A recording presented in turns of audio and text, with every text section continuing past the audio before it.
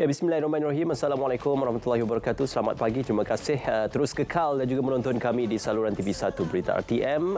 Di Selamat Pagi Malaysia pada pagi ini, saya Ismail Adnan. Dan juga saya Syahida Arifin. Kami akan bersama dengan anda selama 2 jam hari ini. Ialah hari Selasa kan?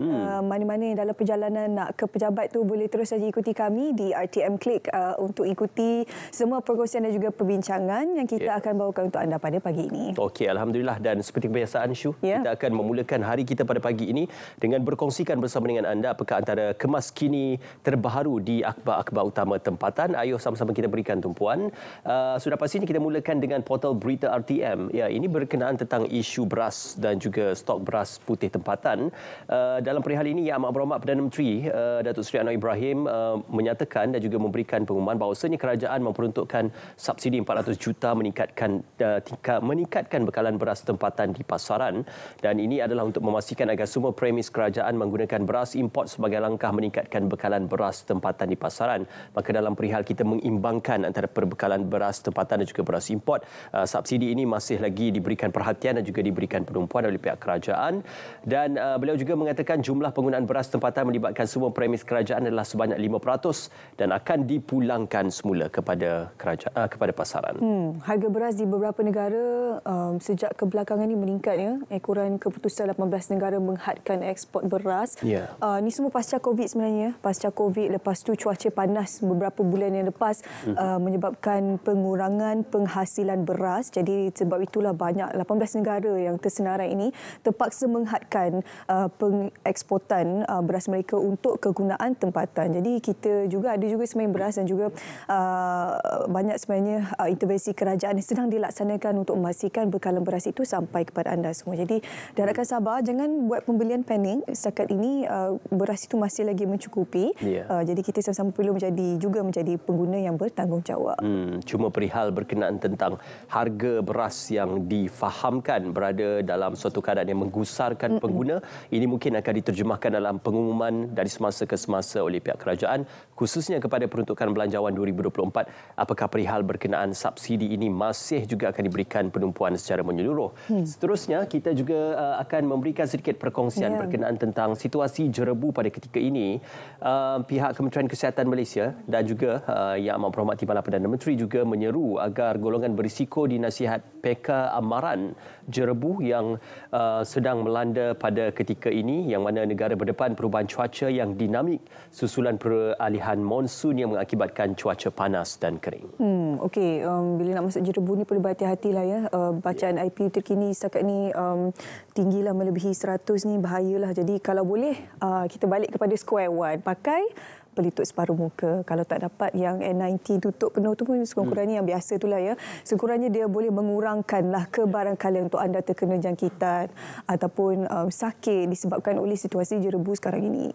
Mengelakkan dan juga mengurangkan aktiviti di luar rumah, khususnya kepada anak-anak kecil dan juga mereka yang berisiko mempunyai masalah-masalah yang boleh diparahkan dengan situasi jerebu ini. Jadi kita harus berhati-hati dalam perihal ini.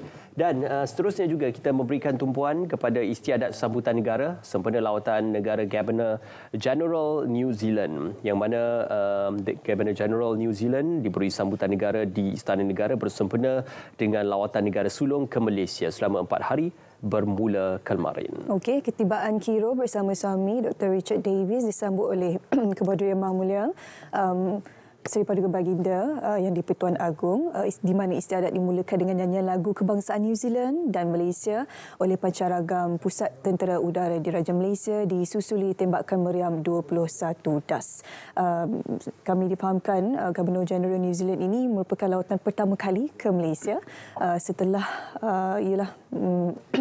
menjadi Governor General New Zealand, dan juga selepas istiadat itu kedua-dua pemimpin turut mengadakan pertemuan di Dewan Seri Maharaja diikuti majlis penanaman spesies orkid baru. Okey, untuk mempereratkan dan memperkukuhkan hubungan dua hala antara kedua-dua negara, Malaysia dan juga New Zealand. Dan kita beralih seterusnya, masih lagi kita menyeru dan juga memberikan sokongan kepada atlet negara yang bertanding di Sukan Asia pada tahun ini. Kedudukan carta pingat Sukan Asia 2022 yang mana China masih mendahului dengan kutipan 147 emas, Namun sebegitu, setakat semalam ataupun 2 Oktober, negara kita Malaysia masih memperoleh 3 emas, 4 perak dan 14 gangsa. Jadi ini kemas kini dan sudah pastinya China selaku tuan rumah masih lagi mendominasi Sukan Asia untuk edisi kali ini. Okey, kita tinjaulah sekejap sukan-sukan yang akan dipertandingkan. Dota 2. Tim Dota 2 akan pastikan Malaysia untuk terus tuai pingat. Perinciannya di sini hanya 6 pingat lagi diperlukan Malaysia untuk mencapai sasaran selepas Camp E Sukan mengadakan pingat yang ke-21 kontingen negara meraih gangsa dalam permainan Dota 2 di Pusat E Sukan Hangzhou semalam.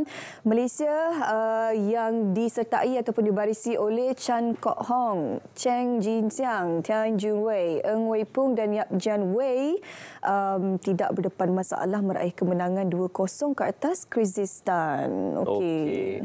Ya, kita ucapkan tahniah kepada atlet dan juga kontingen e-sukan. Sudah tiba masanya e-sukan juga diberikan penumpuan yang lebih menyeluruh apabila menghasilkan banyak pingat dan juga pencapaian yang membanggakan buat negara. Itu antara perkembangan utama tempatan yang kita bawakan pada pagi ini bersama dengan anda di Selamat Pagi Malaysia. Kita nak berehat seketika. Ya, kembali selepas ini ada banyak topik menarik kita akan bawakan untuk anda. Jangan ke mana-mana.